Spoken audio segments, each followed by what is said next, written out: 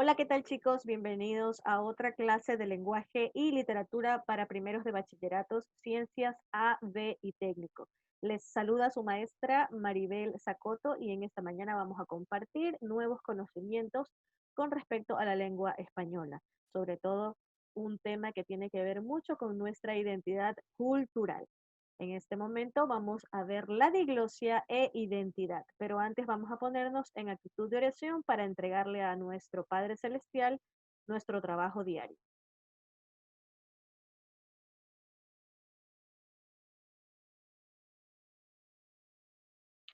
Nos ponemos en actitud de oración diciendo en el nombre del Padre, del Hijo y del Espíritu Santo. Amén. Oración por la paz de San Francisco de Asís. Señor, haz de mí un instrumento de tu paz. Donde haya odio, ponga yo el amor. Donde haya ofensas, ponga yo el perdón. Donde haya discordia, ponga yo unión. Donde haya error, ponga yo verdad. Donde haya duda, ponga yo fe. Donde haya desesperación, ponga yo esperanza. Donde haya tinieblas, ponga yo luz. Donde haya tristeza, ponga yo alegría. Oh Maestro, haz que yo no busque tanto el ser consolado como consolar, el ser comprendido como comprender, el ser amado como amar, porque dando es como se recibe, olvidando es como se encuentra, perdonando es como se es perdonado y muriendo es como se resucita para la vida eterna.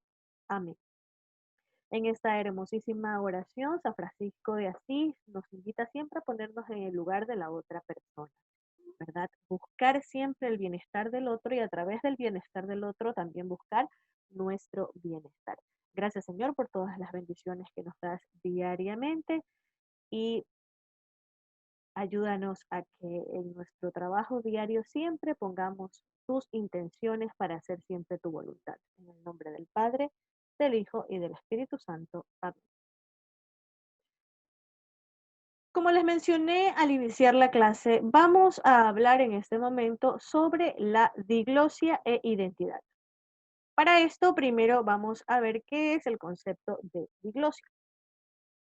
En lingüística se define a la diglosia como una situación social en la que una comunidad utiliza dos variedades de una lengua, diglosia en sentido estricto o dos lenguas distintas, diglosia en sentido amplio, en situaciones diferentes y con distintas funciones sociales. Cuando intervienen tres o más variedades o lenguas, se habla de poliglosia, es decir, cuando en un mismo territorio se hablan dos idiomas, sin embargo, el uno es más ponderante que el otro, es decir, más importante que el otro. Por ejemplo, aquí en el Ecuador tenemos dos idiomas, el uno que es nativo, ¿verdad? El idioma de nuestros indígenas, el quichua, y tenemos también el idioma español, que vino con nosotros cuando fuimos colonizados por los españoles. Aparte de estos dos idiomas, el nativo y el español, también hablamos otros idiomas, como es el inglés, que es una de las lenguas más habladas a nivel mundial y donde la mayoría de gente puede comunicarse, gente de otros países, ¿verdad? Cuando hablamos de varios idiomas, cuando hablamos de varias lenguas, estamos hablando de poliglosia. Pero diglosia es el término que se asocia a estos dos idiomas que se encuentran hablando en un mismo territorio, es decir, una lengua nativa y la otra lengua que es la que se habla con mayor formalidad. Aquí nuestro quichua lamentablemente no lo hemos hablado desde sus inicios, ni en las escuelas ni en los colegios hay una normativa para enseñar este idioma nativo. Sin embargo, hay ciertas universidades en el Ecuador, como hace unos años atrás, la Universidad Católica promovía el estudio gratuito del quichua como una lengua nativa, como una lengua de identidad. Por acá tenemos algunos otros conceptos. Todos estos conceptos que estamos revisando en este momento puedes tú eh, ampliarlos leyendo las páginas 8 y 9 del libro de primero de bachillerato del plan Más Libros. ¿Ok? De acuerdo con Seth Ferguson en 1959, quien fue el que utilizó este término en las situaciones de diglosia estricta, pueden observarse los siguientes fenómenos dentro de la lengua. Primero, la función. Existe un reparto de funciones entre una variedad alta y una variedad baja, de forma que cada una es usada solo en ciertos ámbitos o dominios. La variedad A en situaciones formales y distantes y la B en contextos informales. Resultaría impropio o ridículo usar indistintamente ambas variantes, es decir, una lengua que se habla en una determinada situación y otra que se utiliza en otra determinada situación. Por ejemplo, en el caso de las personas de raza indígena, ellos siguen utilizando su lengua nativa, que es el quichua. Sin embargo, también hablan el español, ¿no? Entre ellos hablan el quichua, obviamente lo entienden, lo hablan bien, y el español lo hablan para comunicarse con las otras personas que están a su alrededor. Existe otra función de la diglosia que es el prestigio. La comunidad diglósica considera que la variedad A es más prestigiosa, es decir, que es una lengua más bella, lógica e importante que la variedad B. La adquisición. La variante B se adquiere como lengua materna, en tanto que la A solo se aprende formalmente en contextos académicos, que es lo que sucede con nuestro idioma español, ¿verdad? El idioma español lo aprendemos desde que somos chiquititos y estamos en la escuela, nos enseñan las letras, nos enseñan el abecedario y todo a leer y a escribir en español.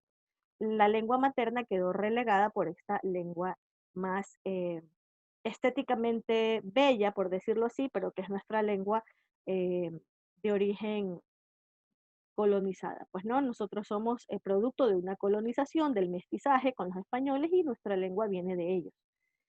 Tenemos el sistema gramatical, es decir, la variedad A posee unas categorías gramaticales que se reducen o desaparecen en la variedad B.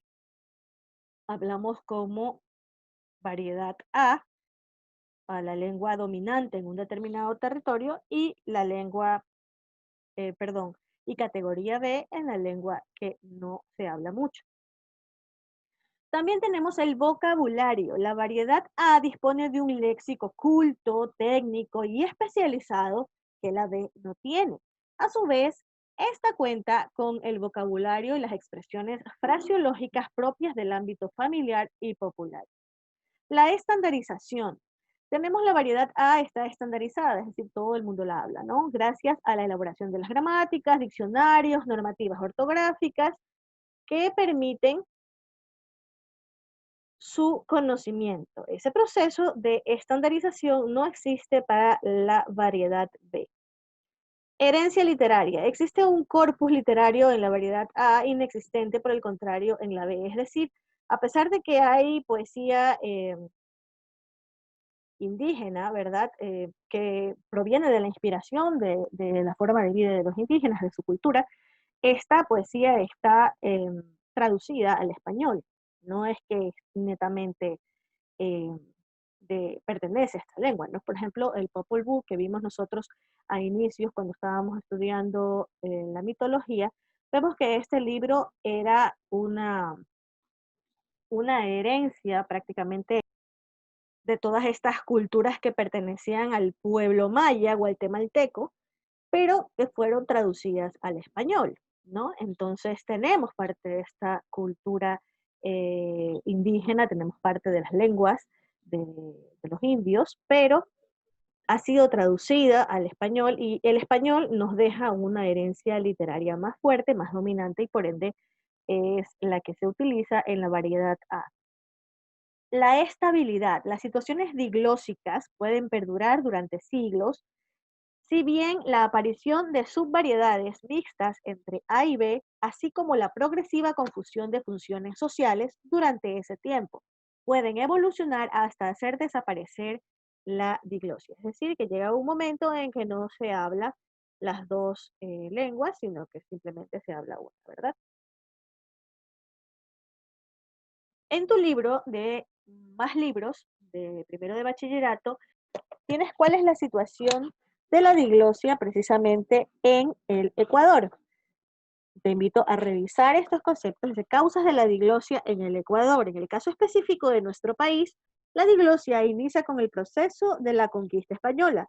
Cuando los ibéricos llegaron a nuestros territorios, impusieron su lengua sobre las lenguas nativas que se hablaban en América precolombina.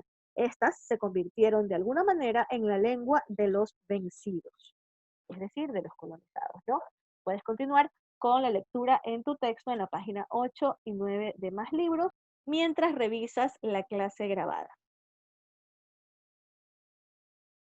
¿Cuáles son las causas y las consecuencias? Tenemos aquí dos triángulos donde yo he puesto las causas y consecuencias. Existen diferentes dialectos nativos. Por ejemplo, algunas palabras que nosotros reconozcamos que son o que se utilizan, lo utilizan precisamente en la sierra ecuatoriana, ¿verdad? Cuando vamos, por ejemplo, a la ciudad de Cuenca, podemos ver que ciertas personas dicen, eh, darásme viendo la guagua, ¿verdad? Te dicen, darásme viendo la guagua, o el guagua se va a caer, ¿no? El guagua es una palabra quichua que se utiliza dentro de la forma o el dialecto de hablar de los cuencanos, o en la sierra ecuatoriana. Pues, ¿no? Por ejemplo, también si tenemos otra forma de hablar, así mismo en palabras quichuas, este, no sé, dice, estate quieto, ellos son muy de hablar con el estar, le ponen sus modismos, ¿no? Estate quieto, te doy un chirlazo. Chirlazo es dar un manazo, una cachetada, ¿verdad? Entonces, son palabras que se quedan dentro de la lengua formal, en este caso la lengua A, pero que provienen de la lengua materna, en este caso el quichua, pues, ¿no? Otras palabras como podemos ver, el taita, que significa papá, ¿no? El taita, el padre, son terminologías o palabras que se utilizan dentro de la lengua formal, pero que tienen su origen en la lengua materna, ¿verdad?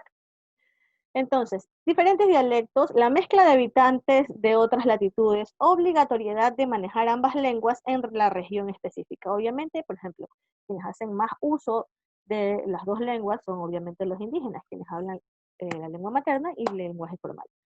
Mayor conocimiento de las lenguas ancestrales, se preserva la identidad cultural nativa, se reconoce oficialmente a los pueblos originarios de la región. Qué importante es aprender a reconocer nuestra identidad y nuestra cultura, sin ánimo de ofendernos o de decir ay, que los unos hablamos más bonito o mejor que los otros.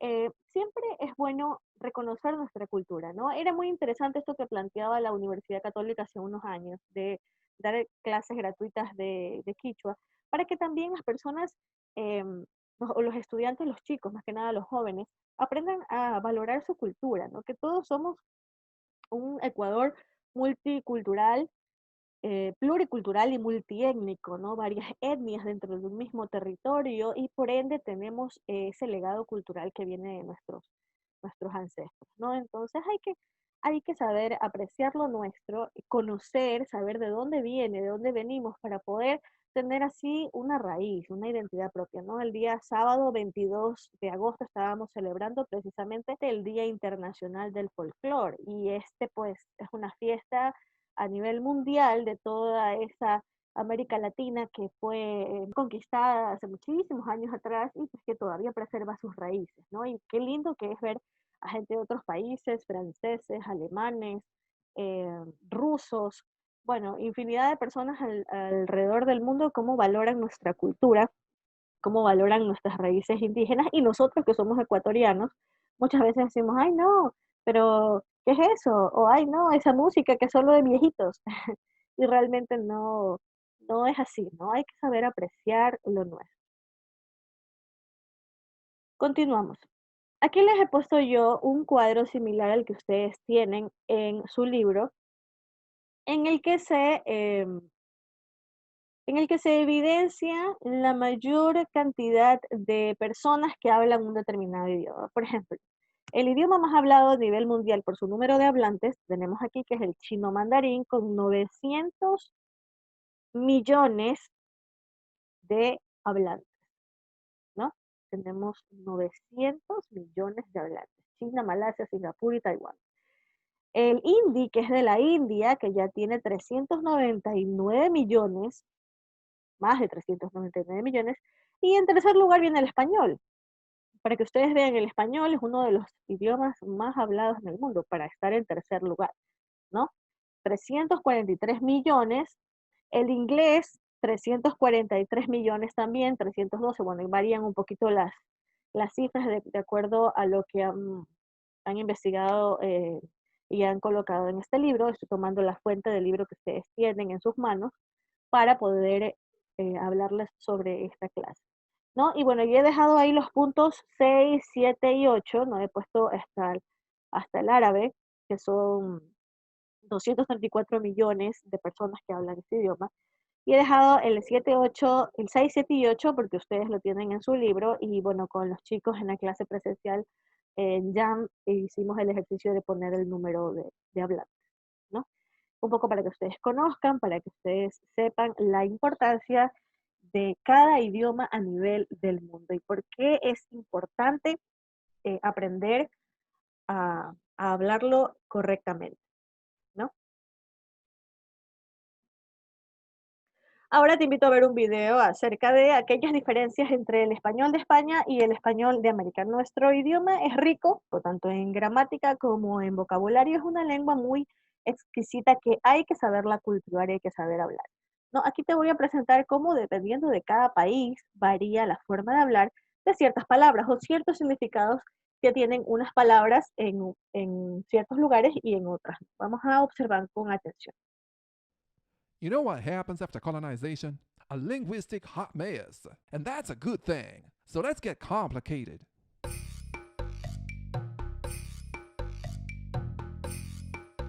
You might think Spanish sounds the same and is spoken the same way everywhere. But hear this. Cecilia y César están en Barcelona cenando ceviche con cerveza. Cecilia y César están en Barcelona cenando ceviche con cerveza. I don't know if y'all heard that the sound, because in Spain, C usually sounds like the same for C before E and I. And in Latin America, they both sound like an S. Now, hear what the fine people in the Caribbean and parts of southern Spain do to the letter R. ¿Puedes darme el azúcar, por favor? They kick it to the curb and turn it into an L. But what about the general tone of the accent? Mira, yo creo que las diferencias en la lengua son exageradas. Pues sí, es diferente. A mí me parece bien. En la mezcla que te gusto. A mí me da igual, nomás vine para la fiesta. But you will also find differences in pronunciation in parts of Argentina and Uruguay. Let's hear them. Llamándote, lloro como la lluvia de Sevilla que lleva mi llanto. Llamándote lloro como la lluvia de Sevilla que lleva mi llanto. Learn the differences between tú and usted or vosotros and ustedes. ¿Vosotros tenéis ganas de salir? ¿Ustedes tienen ganas de salir? In the Spanish language, there is a marked difference between the informal tú and the formal usted when addressing someone, with tú used almost everywhere. But only in Spain will you find a difference in the plural with the informal vosotros and the formal ustedes. In Latin America, only ustedes is used. The different continents also use different past tenses. Hoy no he desayunado. Hoy no desayuné. If you travel across the Atlantic, you will also be confronted with different names for the same objects. Autobús. Bus. Camión. Guagua. Colectivo. Bolígrafo o boli. Pluma. Esfero. Lapicera. Piso. Departamento. Móvil. Celular. Ordenador. Computador. Computadora. Esto mola. Está chido. Esto está. Está chévere. Está bacano. So now that you know the basics, choose your country and get learning. Bien, luego de haber visto el video, vamos a hacer juntos la lectura que tú tienes en la página número 10 de tu libro para primero de bachillerato, más libros, ¿verdad? Esta lectura se llama El signo mayor de nuestra condición humana y fue escrita por Octavio Paz en el primer Congreso Internacional de la Lengua Española en 1997. ¿Quién fue Octavio Paz? Fue un poeta, ensayista, dramaturgo y diplomático mexicano que obtuvo el Premio Nobel de Literatura en 1990 y el Premio Cervantes en 1981. Falleció en 1998 y él escribía una de las columnas de lenguaje de la lengua española en el diario El País. Precisamente su trayectoria literaria lo llevaba a ser uno de los escritores, los poetas más reconocidos también, y para ser un premio Nobel de literatura, pues debía tener bastante trayectoria, ¿no? Vamos a leer.